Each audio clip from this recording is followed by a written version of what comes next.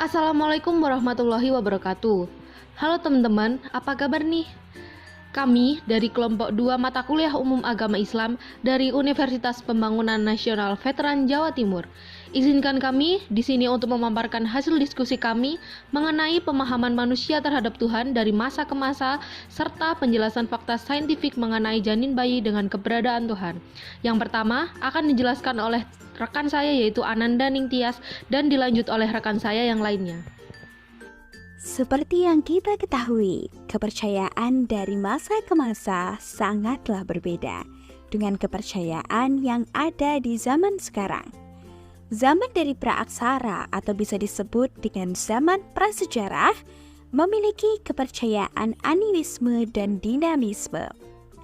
Animisme sendiri diartikan sebagai suatu kepercayaan yang mengakui adanya roh atau arwah di alam semesta ini. Sedangkan dinamisme yaitu suatu paham atau kepercayaan bahwa benda di sekitar manusia memiliki sebuah kekuatan magis.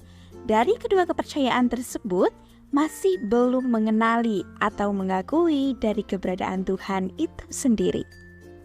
Selanjutnya, pada abad zaman pertengahan tentang pemahaman Tuhan, di zaman ini sudah mulai mengenalnya agama. Kita ambil dari dua contohnya, yaitu agama Islam dan agama Kristen. Di agama Islam, pemahaman tentang Tuhan sangat penting. Dengan dibuktikannya pemikiran dari Al-Ghazali dan Ibnu Sina yang berkontribusi dalam filsafat yang mencakup konsep Allah.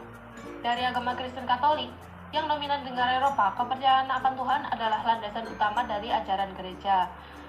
Para pemikir seperti Santo Agustinus dan Santo Aquinas mengembangkan argumen filosofi tentang eksistensi Tuhan pada abad ini. Kepercayaan Tuhan tentang keberadaan Tuhan itu sendiri bisa dibuktikan keberadaannya dengan beberapa hal. Salah satunya yaitu tentang kegiatan kedokteran. Kedokteran ini mencakup banyak hal. Salah satunya yang kita ambil di sini yaitu keberadaan janin bayi yang mula-mula dari sel telur hingga menjadi manusia. Kita ambil dari sudut pandang agama Islam, dari pembuktian keberadaan Tuhan dengan fakta saintifik kedokteran mencakup janin.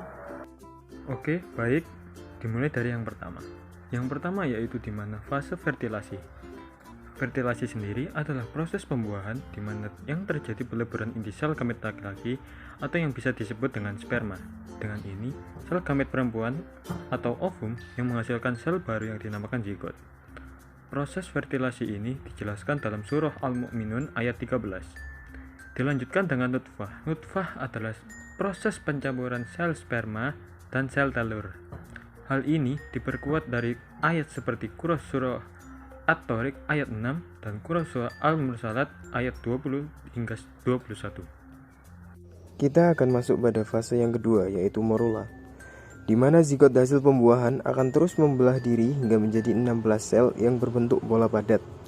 Hal ini diperkuat dengan adanya Quran surah Al-Ghafir ayat 67 yang artinya, "Dialah yang menciptakanmu dari tanah, kemudian dari setetes mani, lalu segumpal darah, kemudian kamu dilahirkan sebagai seorang anak, kemudian dibiarkan kamu sampai dewasa, lalu menjadi tua."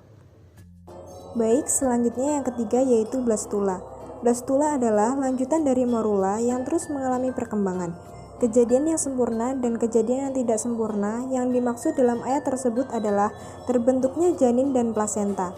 Hal ini diperkuat dengan adanya surah atau ayat yaitu Quran Surat Al-Hajj ayat 5 yang berbunyi, "Wahai manusia, jika kamu meragukan hari kebangkitan, maka sesungguhnya kami telah menjadikan kamu dari tanah, kemudian dari setetes mani, kemudian dari segumpal darah, kemudian dari segumpal daging yang sempurna kejadiannya dan yang tidak sempurna agar kami jelaskan kepadamu." Yang keempat yaitu embrionik. Embrionik sendiri adalah tulang belulang yang terbentuk untuk memberikan struktur tubuh pada janin dan pembentukan embrionik. Terdapat 4 fase, yaitu pembentukan tulang belakang, tonjolan yang akan menjadi kepala, pembentukan tulang itu sendiri, dan terakhir yaitu penggumpalan daging, lalu organ-organ mulai berfungsi. Fase embrionik ini dijelaskan dalam firman Allah yaitu Quran Surat Al-Mu'minun ayat 14, yang artinya kemudian air mani itu kami jadikan sesuatu yang melekat. Lalu sesuatu yang melekat itu kami jadikan segumpal daging, dan segumpal daging itu kami jadikan tulang belulang. Lalu tulang belulang itu kami bungkus dengan daging. Kemudian kami menjadikannya makhluk yang berbentuk lain. Maha suci Allah, pencipta yang paling baik. Dan yang terakhir adalah fase fetus. Fetus yaitu fase terakhir dalam proses pembentukan janin. Pada fase ini, anggota tubuh janin memiliki kesiapan untuk melakukan fungsinya. Pada fase ini, tumbuh makhluk hidup baru mirip dengan manusia.